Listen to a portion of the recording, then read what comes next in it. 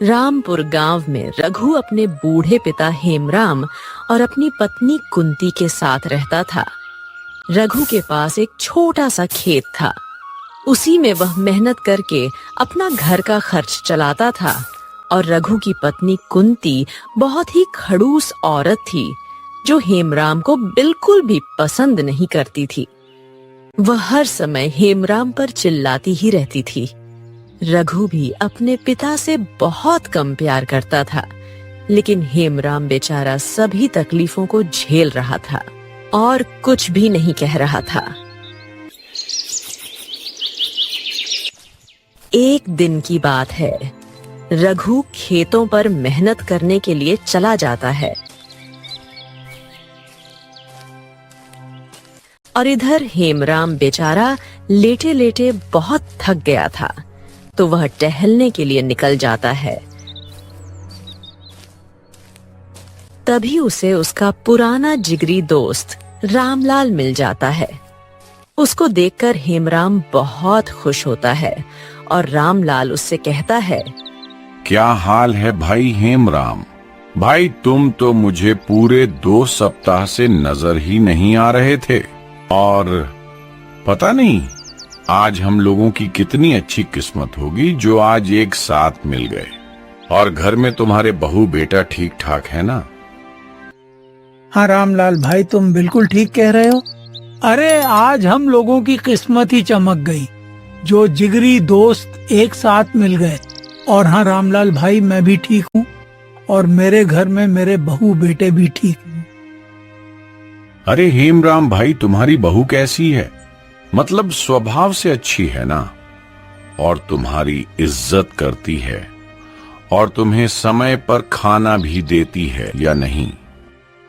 रामलाल की बात सुनकर हेमराम की आंखों में आंसू आ जाते हैं, लेकिन वह बेचारा अपनी आंखों के आंसुओं को छुपाकर अपनी बहू की तारीफ करता है।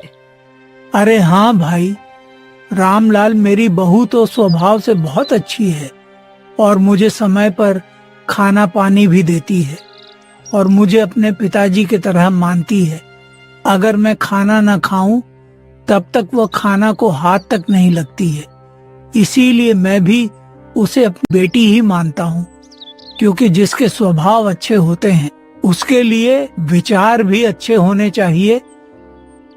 हाँ भाई, तुम बिल्कुल ठीक कह रहे हो कि इज्जत देने वालों को इज्जत मिलनी चाहिए। भाई तेरी तो किस्मत ही चमक गई जो तुझे ऐसी बहू मिली है जो तेरा अच्छे से ख्याल रखती है। भगवान करे कि ऐसी बहू सबको मिले। और हाँ हेमराम भाई, तुम कभी भी उससे कुछ मत कहना, क्योंकि वह बेचारी तुम्हारे लिए इतना सब कुछ करती है कि जितना कोई नहीं कर सकता। उसकी बात सुनकर हेमराम की आंखों से आंसू बाहर निकलने लगते हैं, लेकिन वह गर्दन नीचे झुका लेता है और मन में कहता है, ऐसी बहू किसी को न मिले। फिर दोनों दोस्त अपने अपने घर के लिए जाने लगते हैं। हेमराम जब घर में पहुंचता है तो उसकी बहू खड़ी हुई थी जो अपनी आंखें लाल पीली कर रही थी, और फिर वह गुस्से में आकर हेमराम से कहती है, अरे महाराज, अब आप कौन सी यात्रा पूरी करके आए हो? अरे अगर तुमसे कभी कोई काम के लिए कह दिया जाता है तब तो तुम कहते हो कि तुम्हारे हाथ पैर दर्द कर रहे हैं और तुम में इतनी ताकत नहीं है कि तुम काम कर सको।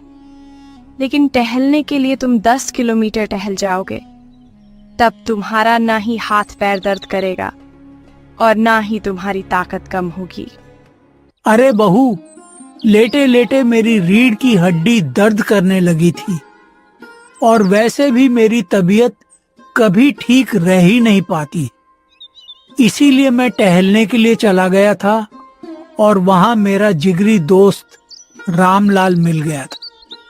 इसीलिए मैं लगा था तो घर आने में ज्यादा समय लग गया।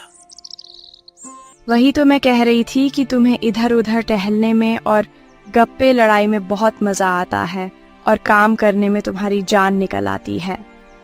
कुंती के मुंह से इतनी कड़वी बातें सुनता है तो हेमराम पर जैसे दुखों का पहाड़ टूट पड़ता है, क्योंकि कुंती उसके साथ बहुत गलत व्यवहार कर रही थी।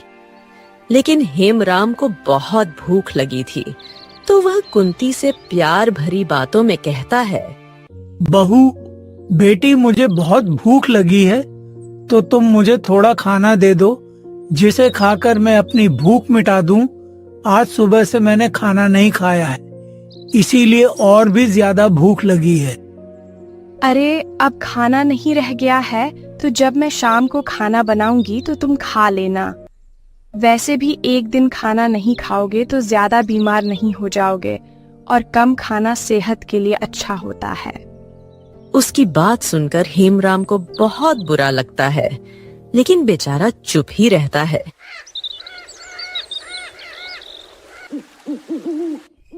शाम को रघु जब घर आता है तो अपने पिताजी से कहता है, अरे पिताजी, आपने खाना तो खा लिया था ना, और वैसे भी आज खाना तुम्हारे मनपसंद का ही बना था, तो तुम्हें खाते समय और भी अच्छा लगा होगा।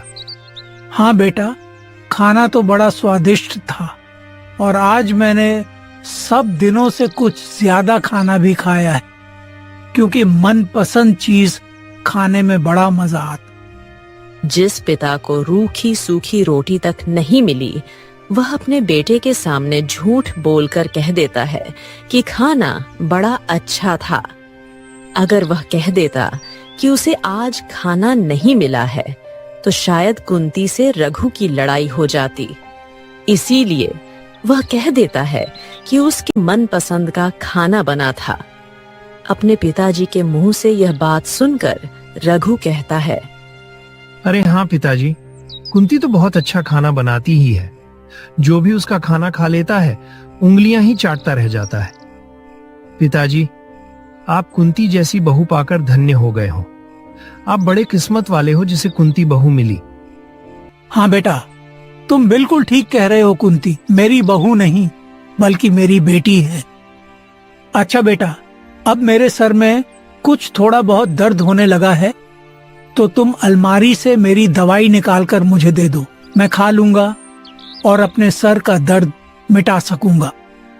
अरे पिताजी, आपको दिखाई नहीं पड़ता कि मैं दिन भर खेतों में काम करता हूँ, और अब घर पहुंचा हूँ तो बैठ तक नहीं पाया हूँ, और आप काम बताने लगे।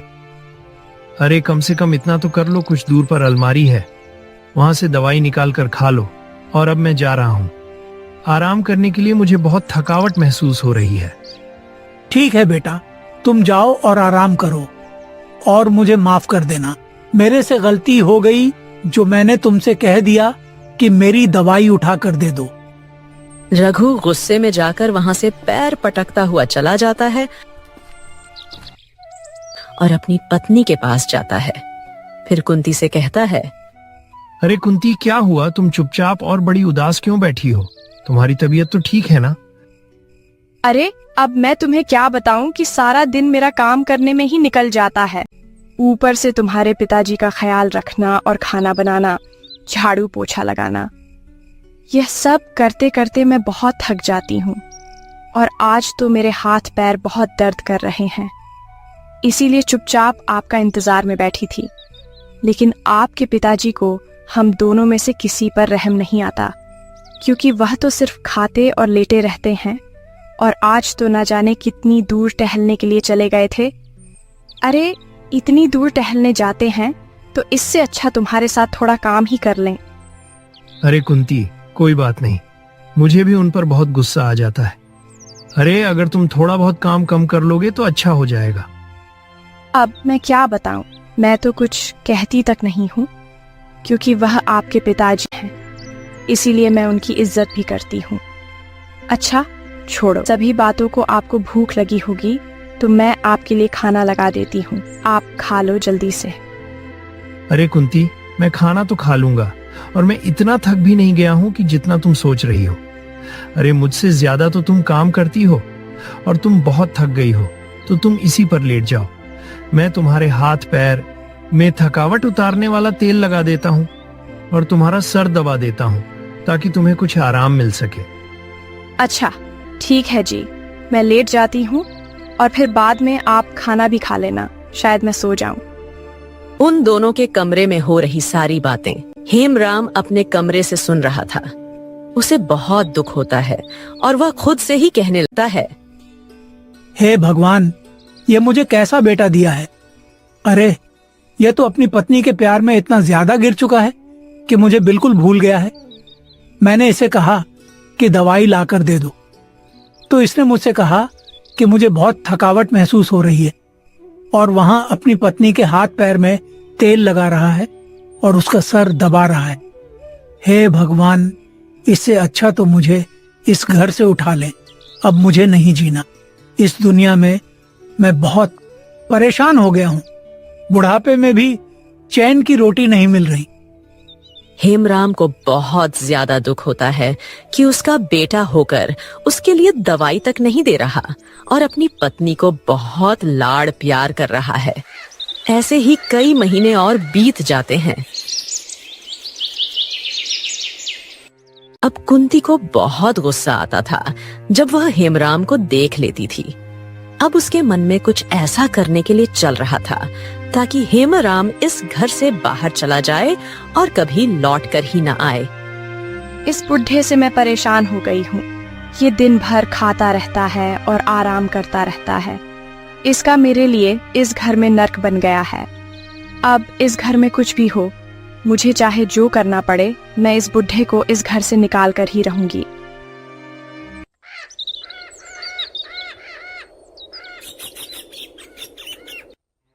इधर रघु खेत में काम कर रहा होता है। तभी एक पड़ोसी के साथ आता है और वह रघु से कहता है, अरे रघु भाई, कैसे हो? और तुम तो इस बार सबसे पहले खेतों में मेहनत करके सबसे पहले फसल उगा लोगे। अरे भाई क्या करूं? सबसे पहले मेहनत इसलिए कर रहा है कि इस फसल को जल्दी बेच दूंगा ताकि अपनी पत्नी के लिए कुछ गहने ले सकूं और घर का अच्छे से खर्च चला सकूं। हाँ, पत्नी से याद आया कि तुम्हारी पत्नी का स्वभाव कैसा है। वह तुम्हारा अच्छे से ख्याल रखती है और तुम्हारे पिताजी का ख्याल अच्छे से रख रही है या नहीं? अरे भाई, अब मैं तुम्हें क्या बताऊं कि मेरी पत्नी का स्वभाव कैसा है। अरे मेरी पत्नी तो इतना काम करती है कि जितना हमारे गांव की कोई औरत नहीं करती होगी। और मेरे पिताजी तो बड़े खुशनसीब हैं जिन्हें कुंती बहू मिली है। कुंती मेरे पिताजी का इतना ख्याल रखती है कि समय पर खाना पानी और दवाई देती है। कभी कभी उनका सर दर्द करने लगता है तो उनका सर भी दबा देती है। चलो, अच्छा है कि तुम्हारे पिताजी का ख्याल रखने वाली तुम्हें एक पत्नी मिल गई। और सच में तुम्हारे पिताजी तो फिर बहुत खुशनसीब हैं। अच्छा भाई, अब मैं चलता हूँ। मुझे भी मेरे खेतों में काम करना है।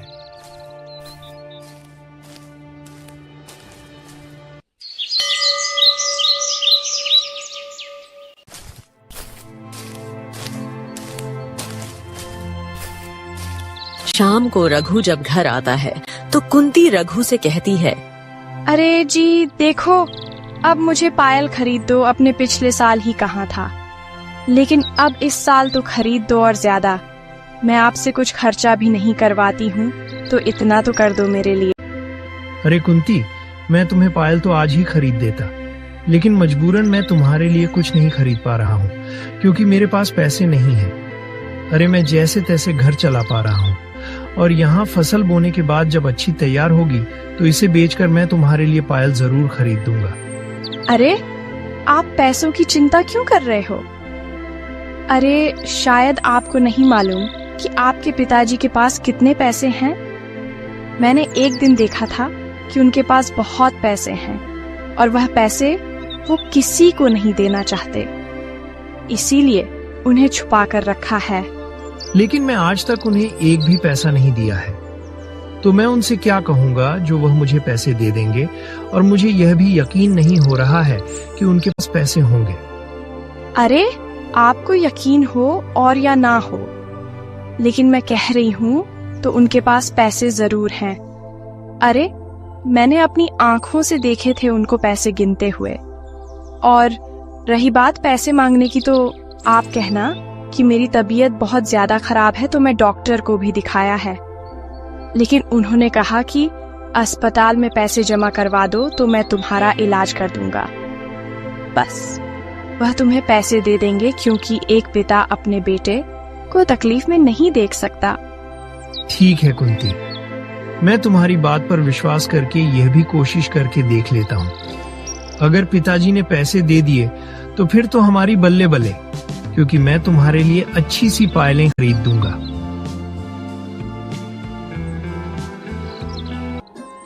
अपनी पत्नी पर विश्वास करके रघु अपने पिताजी के पास जाता है और उदास होकर कहता है, अरे पिताजी, अब क्या होगा? अब तो मैं बहुत परेशान हूँ। अरे पिताजी, बात कुछ ऐसी है कि तुम्हारी बहू कुंती की तबीयत बहुत ज्यादा खराब है और डॉक्टर ने कहा है कि पैसे पहले जमा करवा दो, तो मैं इनका अच्छे से अच्छे डॉक्टर से इलाज करवा दूंगा। अब मेरे पास इतने पैसे नहीं हैं, मैं कुंती का इलाज करवा सकूं। अरे बेटा, तो तुम ज्यादा उदास मत हो, और मेरे पास कुछ पैसे पुराने जुड़े हुए रखे हैं, तो तुम उनसे कुंती बहू का इलाज करवाना और जल्दी से ठीक करवा लेना। ठीक है पिताजी, आप मुझे जल्दी से पैसे दे दो और फिर वह मैं पैसे अस्पताल में जमा कर दूंगा, आज कुंती का इलाज जल्दी हो सके। फिर हेमराम अपने बेटे रघु पर विश्वास करके उसे पैसे दे देता है।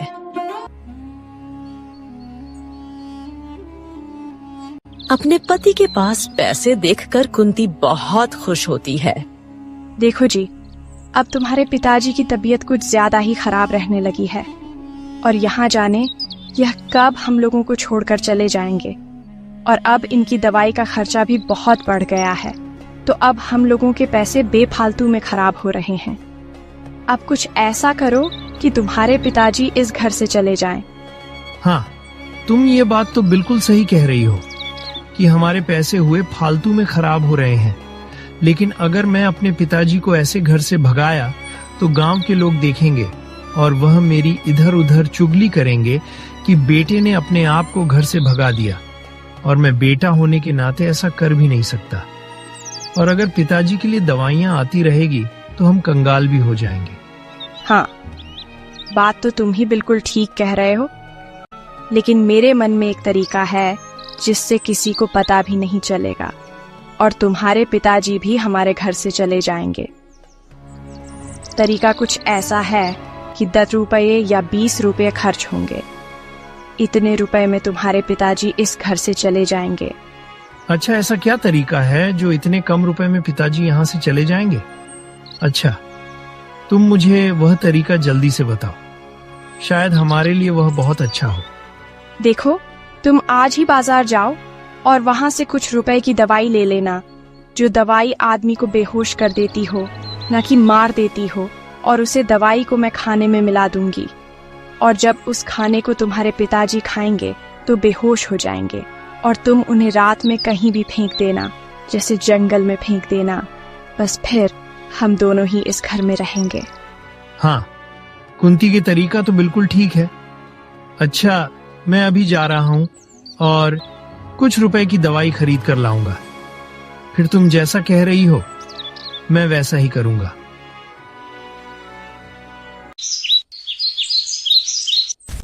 शाम को कुंती खाने में दवाई मिलकर बनाती है और खाना हेमराम के मनपसंद का बनाती है।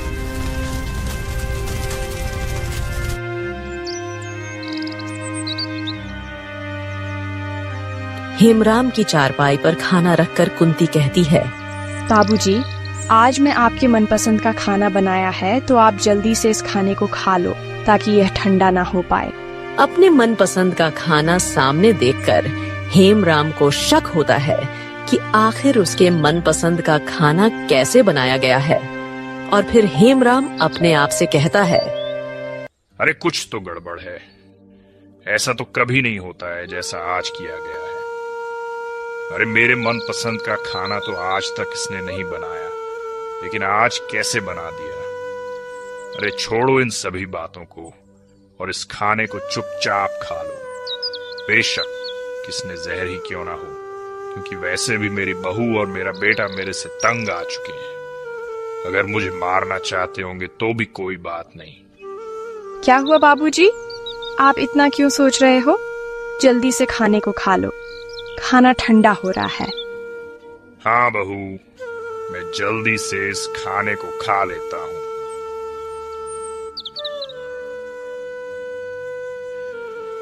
फिर कुछ ही देर में हेमराम बेहोश हो जाता है तो कुंती रघु से कहती है, देखो जी, अब तो ये बेहोश हो गए हैं और अब आप इन्हें कहीं जंगल में डाल देना, ताकि या तो ये हमारे घर का रास्ता भूल जाएंगे या फिर इन्हें कोई जानवर का जाएगा। उसके बाद हम दोनों लोग खुशी से रहेंगे। ठीक है कुंती, तुम जैसा कह रही हो मैं वैसा ही करूंगा। इन्हें गांव के दूर वाले जंगल में डाल दूंगा।